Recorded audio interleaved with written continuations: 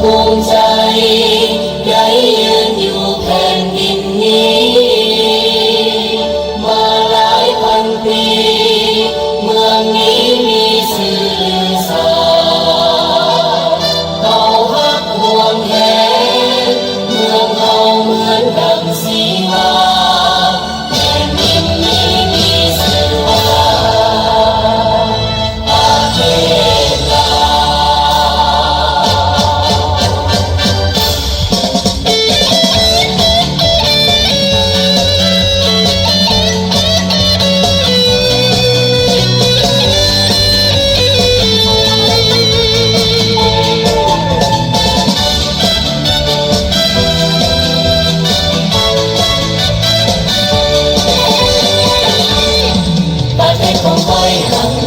สวยงา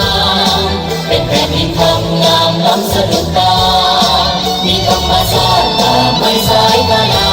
ดมีภูเขาทุ่งนาป่าพงไม้มีต้นไม้ลำใหญ่หลายร้อยปีสามพันธนีมีหมู่มีมากมายน้ำตกตาดอากาศเย็นสบายเอาภูมิใจเข้าไปพัฒนาประเทศของก้อยก็คือประเทศลาวพวกเราคนลาวคนมีน้ำใจวัฒนธรรมเลิศล้ำมาแต่ใดจะอยู่ใสที่ใดในสารายินดีต้อนรับเข้าสู่ด้วยหัวใจท่านมาจากใสที่ใดในโลกาท่องเที่ยวลาวสุขสนดวงชีวาสมปรารถนาทุกที่วาราดี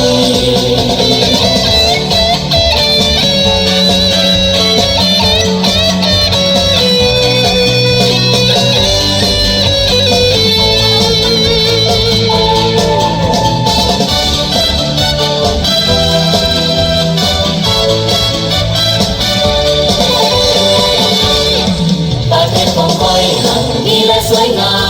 มเป็นแผ่นดินทำงามล้ำสะดุดตามีธรรมชาติป่าไม้สายขนาดมีภูเขาทุ่งนาป่าพงไม้มีต้นไม้ลำใหญ่หลายร้อยปีสามพันธนีมีหมู่มีมากมายน้ำตกตาดอากาศเย็นสบายเอาภูมิใจเข้าไปพัฒนาประเทศของก้อยก็คือประเทศลาวพวกเราคนลาวคนมีน้ำใจ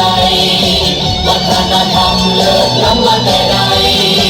จะอยู่ใสที่ใดในสารายินดีต้อนรับเข้าสู่ด้วยหัวใจท่านมาจากใสที่ใดในโลกา